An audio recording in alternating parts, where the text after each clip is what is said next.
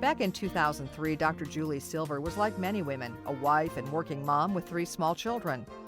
Then one more thing was put on her plate, a breast cancer diagnosis. It was caught early, but her treatment progressed as it does for many cancer survivors. So I actually felt really good in the beginning and really terrible at the end.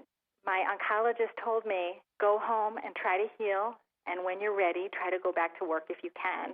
And I was never offered any type of help like rehabilitation to heal. Silver is Associate Professor of Physical Medicine and Rehabilitation at the Harvard Medical School. And as far as she's concerned, treating someone without considering a rehab program seems like incomplete care. Doctors prescribe rehabilitation routinely for many other conditions, so why not cancer? We certainly do for people who have strokes. We certainly do for people who are in car accidents or have orthopedic surgeries such as total hip replacements or knee replacements. And we even offer rehabilitation for people with sports injuries. So the idea of not offering rehabilitation or offering very little doesn't make a lot of sense. Ever since her own illness, Silver has been pushing for doctors to include rehab for cancer patients and created the STAR program for certification of oncology rehab.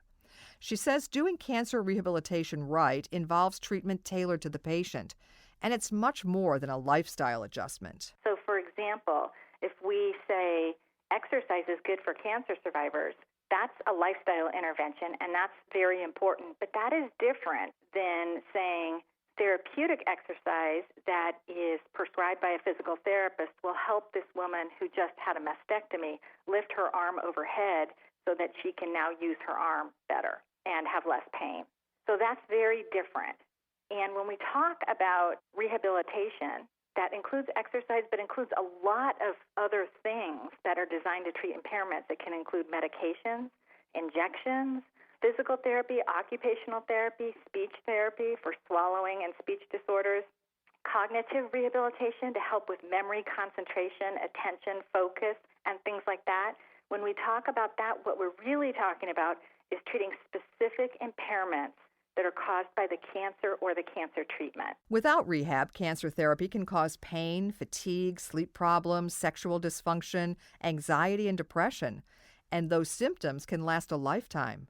In fact, Silver says physical disability is the #1 reason for distress among cancer survivors. But she says if we know those difficulties are possible as a result of treatment, it gives rehab specialists a chance to prevent them. She advocates beginning rehabilitation immediately after diagnosis, before cancer treatment even starts. Silver calls it prehabilitation. Prehabilitation is on the rehabilitation care continuum at the very beginning when someone is newly diagnosed with cancer and is about ready to begin treatments. So in prehab, there's actually this window of time between diagnosis and the start of cancer treatments when we potentially can offer specific assessments and interventions that can help people to improve their physical and psychological health outcomes. An example of prehab would be in men newly diagnosed with prostate cancer. We know that very specific pelvic floor exercises can help improve urinary continence after surgery. So since we have this research that shows that these very specific exercises can help post-operatively if they are done preoperatively, then it makes a lot of sense to do that as a prehab intervention. Silver says prehabilitation has been used with heart patients, orthopedic patients, and in geriatrics for more than 50 years. It's based on anticipation of a coming stressor. I really think of prehab as offering someone an umbrella before they go into the storm. You're not going to protect them from the storm completely, but what you're trying to do is figure out what will really help as they go into the storm to get them through it better. Silver's review article on cancer prehabilitation in the American Journal of Physical Medicine and Rehabilitation finds that prehab improves cancer patients' health and stamina, helps prevent complications, and can even open the door to treatment options that otherwise wouldn't be available. That's why she says prehab screening should occur immediately upon a cancer diagnosis. Let's say that we have a newly diagnosed woman with breast cancer, and she is going to have a mastectomy. And she can't really reach her arm up overhead right now. And she's going to actually end up at some point later after the surgery with radiation therapy. And we know that the surgery may further limit her arm range of motion. So after the surgery, she'll have even less range of motion than she had preoperatively. And preoperatively, she had a problem. And then by the time she gets to having the radiation therapy, they can't even get her arm positioned well enough to deliver that cancer treatment. So that's a big problem. If this was identified early, she probably could have had minimal interventions, physical therapy or occupational therapy, before she had surgery to really get her arm moving well, and then followed through with her cancer treatment and been much better off. However, that doesn't mean patients should delay cancer treatment to get prehabilitation. There does need to be a balance between delaying treatment and offering prehab interventions, and in general, delays are not ideal. So what I recommend is that people talk to their oncologist, but that they really don't want their treatment delayed. What you're trying to do is use that window of time between diagnosis and the start of treatment.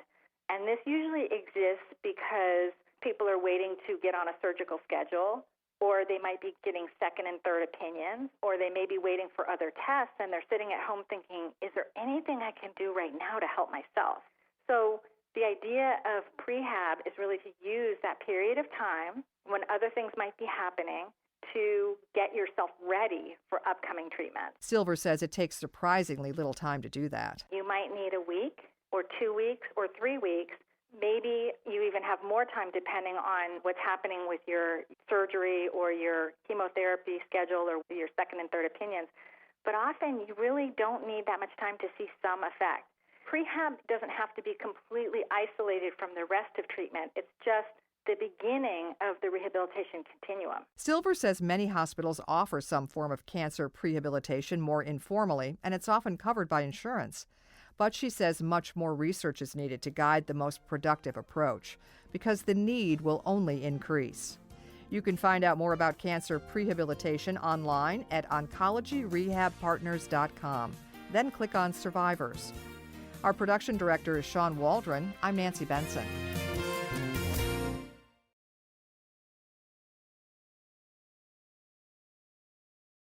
Medicare and their list of suppliers continue to change, so if you have diabetes, it may affect where you get your testing supplies. But rest assured that your #1 doctor-recommended one-touch testing supplies are always covered by Medicare Part B at your local pharmacy and approved mail-order suppliers. Dr. Brian Levy, Chief Medical Officer at LifeScan, maker of one-touch products. Some mail-order suppliers may offer a limited selection of diabetes testing supplies. They may try to switch you to a different brand, saying your current products are no longer covered. That's just not true. You are entitled to continue using the products you know and trust and that have been recommended by your healthcare professional at no additional cost. Remember, you have a choice. Stay with the #1 brand used by Medicare patients. For questions about coverage or where to get your one-touch testing supplies, call 1-866-621-6216 or visit www.onetouch.com/Medicare. Medicare Part B is not a guarantee of coverage and payment, which may be subject to coinsurance, deductible, and patient eligibility requirements. Is your daily routine putting you at risk for catching the cold or flu? Each year, there are 1 billion cases of the common cold or flu in the U.S., which typically begins when virus droplets are inhaled from a sneeze or cough or transmitted by touch. Placing yourself within close proximity to infected people or surfaces may put you at a higher risk. Curad Chief Nursing Officer and Advisor to the American Nurses Foundation, Marty Moore, has a few suggestions for staying protected. We all know it's impossible to never leave your home or wear an outbreak contamination suit to ward off germs. But you can assess your risks and take simple steps to help protect yourself, such as using hand sanitizer, wearing a Curad antiviral face mask when out in public, and avoiding excessive workouts. Whether you're a working mom, stay-at-home dad, or college student, Marty advises all people to take a cold and flu assessment quiz and receive a personalized protection plan at Curad.com.